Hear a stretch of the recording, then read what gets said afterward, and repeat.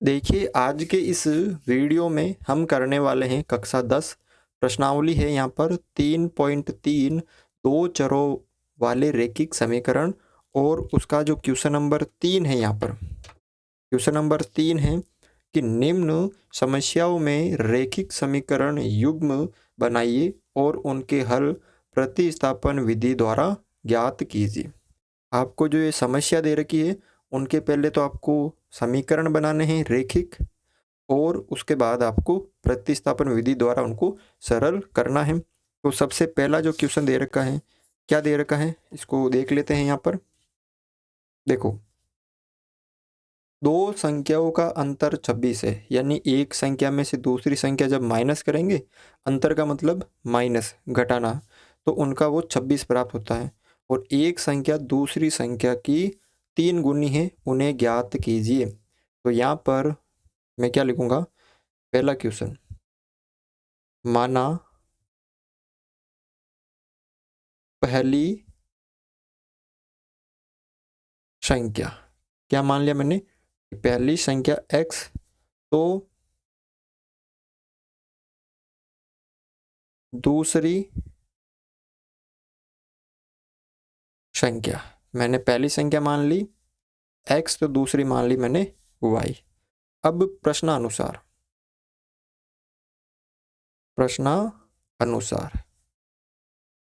पहली शर्त है यहाँ पर, शर्त पहली कि दोनों में से अंतर यानी x माइनस वाई बराबर कितना है 26। एक संख्या में से दूसरी संख्या माइनस करेंगे तो वो 26 प्राप्त हो रही है। दूसरी शर्त क्या है यहाँ पे, ये देखो कि एक संख्या जैसे ये x जो संख्या है वो दूसरी की 3 गुना, ये दूसरी है कि 3 गुना है, तो इसका मतलब ये तो हो गया समीकरण 1, तो x बराबर 3y, ये हो गया समीकरण 2। सिंपल है। अब आपको कैसे करते हैं जो प्रतिस्थापन विधि में, वो देखो यहाँ पर सबसे पहले हम कोई भी एक समीकरण लेते हैं, चाहे वो 1 नंबर लो या 2 नंबर। तो हम यहाँ पर ये 1 नंबर समीकरण नहीं लेंगे क्योंकि यहाँ पे ये थोड़ा बड़ा है, ये 2 नंबर ले लेंगे। तो समीकरण 2 से, समीकरण 2 क्या है, x बराबर 3y। हमें यहाँ पे पहले से ही x का मान 3y दे दिया है। अब जो ये x का मान जो है वो आपको समीकरण 1 में रखना, क्योंकि ये 2 का है तो आपको 1 में रखना। 1 में रखने पर अब 1 क्या है, x माइनस वाई बराबर 26। तो x की जगह 3y माइनस वाई बराबर यहाँ पे ये 26। तो 3y में से 1y चला गया, पीछे कितने y बचे, ठीक है, देखो 2y, ठीक है ना। 3y में से 1y चला गया, पीछे 2y बराबर 26। तो y बराबर 26/2, तो यहाँ पे y का जो मान है वो 13 प्राप्त हो गया। कितना प्राप्त हो गया, 13। y का जो मान है वो कितना प्राप्त हो गया, 13। ठीक है, तो अब आपको क्या करना है कि y का मान चाहे तो आप समीकरण 1 में रख सकते हो या 2 में, तो समीकरण हम 2 में रख देते हैं। समीकरण 2 में रखने पर समीकरण 2 क्या है, x बराबर 3y, तो x बराबर 3, y की जगह y का मान 13, तो x बराबर कितना आ गया यहाँ पर 39। ठीक है, तो x का जो मान है वो 39, y का मान है 13। तो हमने पहली संख्या क्या मानी थी, x, और दूसरी संख्या y। तो यहाँ पे आपको लिखना है, अतः पहली संख्या बराबर कितनी है 39, और दूसरी जो संख्या है वो कितनी है 13। ठीक है, तो इस तरह से आप ये पहला क्वेश्चन सरल कर सकते हो। अगला देखो दूसरा, कि दो समपूरक कोणों में बड़ा कोण छोटे कोण से 18 डिग्री अधिक है। अब समपूरक कोण किसे कहते हैं? जिन दो कोणों का योग 180 डिग्री होता है, तो उन्हें ज्ञात कीजिए। तो यहाँ पे जो दे रखा है, तो यहाँ पर माना पहले तो बड़ा कोण हमने क्या मान लिया कि जो बड़ा कोण है उसको हमने मान लिया x डिग्री। तो छोटा कोण कितने का हो जाएगा? छोटा कोण वो हमने मान लिया y डिग्री। अब ये कोण ये बड़ा है, ये छोटा, ये दोनों कोण हैं और समपूरक कोण का मतलब है दोनों दो कोणों का योग 180। तो इन दोनों का योग 180 तो होगा x प्लस वाई बराबर 180। ठीक है, उसके बाद दूसरी शर्त क्या है? समपूरक का मतलब ये तो 180 हो गया। उसके बाद क्या है? बड़ा जो कोण है यानी x, वो बड़ा जो कोण है वो छोटे कोण से यानी छोटे कोण से 18 डिग्री अधिक है। तो ये तो समीकरण 1 और x y इधर आएगा तो माइनस का y बराबर ये 18, ये हो गया समीकरण 2। तो अब हमारे पास दो समीकरण प्राप्त हो गए। तो हम यहाँ पे क्या करेंगे? लिखेंगे समीकरण 1 से। समीकरण 1 क्या है? ये रहा x प्लस वाई बराबर 180 डिग्री। आप चाहे तो x का मान निकाल लो, चाहे तो y का निकाल लो। तो मैं यहाँ पे y का मतलब x का रखूँगा, y इधर भेज दूंगा। ठीक है, तो x बराबर 180 डिग्री माइनस y। ठीक है, तो अब यहाँ पे देखो कि x का जो मान है 180 डिग्री माइनस y हो गया। ठीक है, तो आपको क्या करना है कि x का जो मान है, x का मान समीकरण, अब ये कहाँ से प्राप्त किया था हमने? समीकरण 1 में। तो रखेंगे क्या? समीकरण 2 में रखने पर। समीकरण 2 क्या है? ये रहा x माइनस वाई बराबर 18। तो x की जगह आपको ये रखना 180। तो यहाँ पे x की जगह 180 माइनस वाई, ये तो हमने x की जगह रख दिया और ये माइनस का y और है बराबर 18 डिग्री। तो 180 इधर प्लस का है, इधर आएगा तो माइनस का हो जाएगा और इधर एक y और एक y, माइनस के 2y हो गए और 18 इधर है, ये 180 इधर आएंगे तो माइनस के 180 डिग्री हो जाएंगे। अब करो इसको आगे और सरल। देखो यहाँ पे ये माइनस का 2y बराबर 180 में से 18 गए, 180 में से 18 गए। ठीक है, क्योंकि यहाँ पर एक प्लस की संख्या है और एक माइनस की संख्या है। तो 180 में से यहाँ पे क्या माइनस करेंगे हम? 18 माइनस करेंगे। ठीक है ना, तो यहाँ पे देखो 162 बचेगा। अब y का मान हमें निकालना है और वो भी किसका बचेगा? माइनस का। तो ये माइनस से माइनस कट गए, पीछे यहाँ पे 162 बटा 2। तो y बराबर यहाँ पे आ गया आपके 8 दूनी 16, 81 डिग्री। यानी जो छोटा कोण है वो कितने का है? 81 डिग्री का है। अब ये छोटा कोण है तो y का मान समीकरण 1 में रखने पर। अब एक समीकरण 1 क्या है? x प्लस वाई बराबर 180 डिग्री। ठीक है, अब y की जगह 81 रखना है तो x प्लस 81 बराबर 180 डिग्री। तो x बराबर 180 डिग्री माइनस 81 डिग्री, तो x बराबर 99 डिग्री। यानी जो बड़ा कोण है वो 99 डिग्री का है और जो छोटा कोण है वो 81 डिग्री का है। तो आपको लिखना है कि अतः बड़ा कोण, जो बड़ा कोण है वो कितने का है? 99 डिग्री का। और जो छोटा कोण है, छोटा कोण वो है 81 डिग्री का। ठीक है ना, तो इस तरह से आपको ये क्वेश्चन भी सरल करना है। क्वेश्चन नंबर 3 है इसका कि एक क्रिकेट टीम के कोच ने, एक क्रिकेट जो टीम है उसके कोच ने 7 बल्ले और 6 गेंदें 3,800 रुपये में और खरीदी। बाद में उसने 3 बल्ले और 5 गेंदें 1,750 रुपये में खरीदी। तो प्रत्येक बल्ले और प्रत्येक गेंद का मूल्य ज्ञात कीजिए। तो यहाँ पे मैंने लिखा कि माना एक बल्ले का जो मूल्य है वो मैंने क्या मान लिया,